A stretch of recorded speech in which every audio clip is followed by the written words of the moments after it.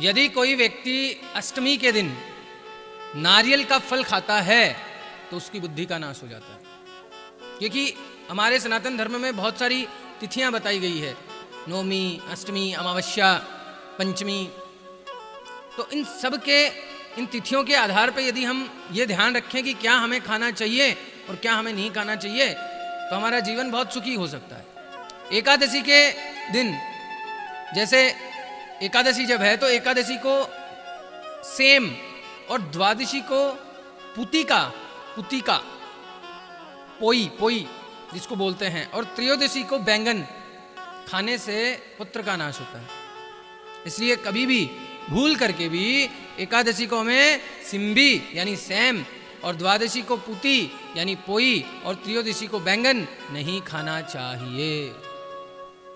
गलती से भी, जिनको नहीं जानकारी थी उनकी बात अलग है, लेकिन अब मैंने बता दिया तो ध्यान रखें। उससे क्या नुकसान क्या होता है?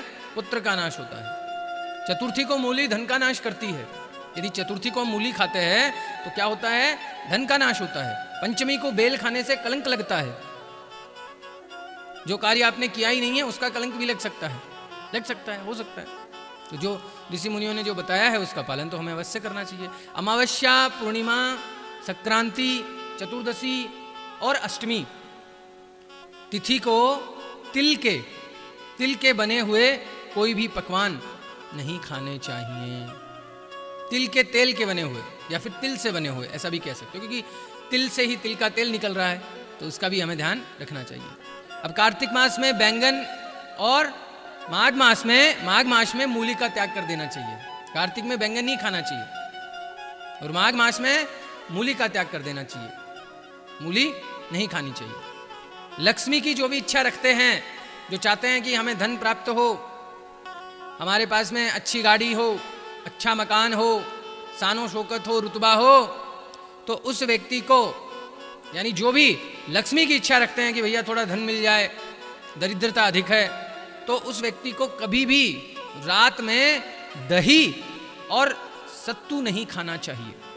जो भी व्यक्ति, मान लो कई बार देखने में आता है कि भाई पैसे वाले थे बाद में गरीब हो गए, तो हो सकता है उन्होंने दही और सत्तू का पान किया होगा। तो इसलिए आपको भी ध्यान रखना है कि रात में दही और सत्तू को नहीं खाना चाहिए।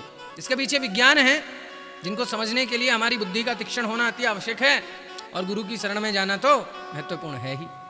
सूर्यास्त के बाद भी, जब सूर्य अस्त हो जाता है तो उसके बाद में तिल युक्त पदार्थ नहीं खाने चाहिए। या ऐसे कह सकते हैं जैसे गजक वगैरह तिल की होती हैं, जो आजकल बनती हैं, खाते हैं लोग, तो वो हमें नहीं पान करना चाहिए। रविवार के दिन अदरक और लाल रंग का साग नहीं खाना चाहिए। कब? रविवार को। इस बात का हमें ध्यान रखना चाहिए कि रविवार को ऐसा नहीं करना है। तांबे के पात्र में दूध पीना और नमक के साथ दूध पीना गोमांस भक्षण के समान है। इसलिए भूल से भी हमें तांबे के बर्तन में दूध नहीं पीना चाहिए, और नमक के साथ भी दूध नहीं लेना चाहिए। दूध में चीनी डालनी चाहिए, नमक नहीं डालना चाहिए, अन्यथा गोमांस भक्षण के समान पाप लगता है।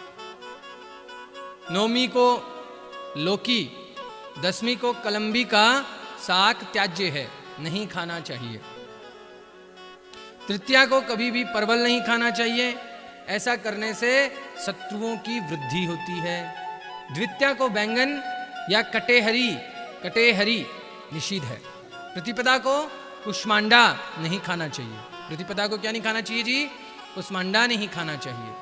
इस बात का हमें ध्यान रखना चाहिए। मदिरा पान तो कभी नहीं करना चाहिए। जो व्यक्ति शराब का सेवन करते हैं, मांस का सेवन करते हैं, वो हमें नहीं करना चाहिए, क्योंकि मदिरा पान से धैर्य, लज्जा और बुद्धि जो है उसका नाश होता है। इसलिए मदिरा पान बिल्कुल भी हमें नहीं करना चाहिए। इस बात का हमें ध्यान रखना चाहिए। द्विजातियों के लिए मदिरा किसी को देना, द्विजाति का मतलब आप समझते हो? द्विजाति मतलब ब्राह्मण के लिए ये चीजें जो है वो निषिद्ध हैं। क्या? मदिरा किसी को देना, स्वयं उसे पीना, उसका स्पर्श करना तथा उसकी ओर देखना भी पाप है। ब्राह्मण के लिए बड़े कड़े नियम है महाराज। हम कह तो देते हैं कि ब्राह्मण ऐसे हैं, लेकिन वास्तव में देखा जाए तो एक ब्राह्मण का जीवन जो है वो बहुत कठिन है। तप का जीवन है ब्राह्मण का। तपस्या करनी पड़ती है। कितने नियम हैं जितने बाकी वर्ण के लिए नहीं हैं। बहुत सारे नियम हैं एक ब्राह्मण के लिए। सूर्योदय से पहले उठना होगा और बहुत सारे अनेक प्रकार के नियम आप देखेंगे तो इसलिए कहा जाता है कि मदिरा देना, पीना और देखना भी ब्राह्मण के लिए क्या है? पाप है। और यदि ऐसा कोई ब्राह्मण करता है तो पहले तो वो अपने पद से गिर जाता है, यानी वो पतित ब्राह्मण हो जाता है, और उसके पश्चात वो जो भी अन्य प्रकार के जो कार्य करने होते हैं उनसे भी वो भ्रष्ट हो जाता है, वो भी करने का अधिकारी नहीं रहता है। और ऐसे ब्राह्मण से बात भी नहीं करनी चाहिए, बोलना भी नहीं चाहिए। जो ब्राह्मण ऐसा कार्य करता है, मदिरापान, मांस भक्षण इत्यादि, ये हमारे शास्त्र कहते हैं। तो देखिए कितनी कड़ी सजा है एक ब्राह्मण के लिए यदि वो अपने पद से भ्रष्ट होता है, यदि वो अपने पद से विचलित होता है। इसलिए सनातन धर्म की खूबसूरती बहुत है, बहुत खूबसूरत है मेरा सनातन धर्म, जिसमें हर एक वर्ण के लिए सम्मान और आदर है। चारों को एक साथ जोड़ने के लिए, चारों वर्णों को एक साथ जोड़ने के लिए अनेक प्रकार के नियम बनाए गए हैं। तो विनती है, सभी नियमों का पालन आपको करते रहना चाहिए।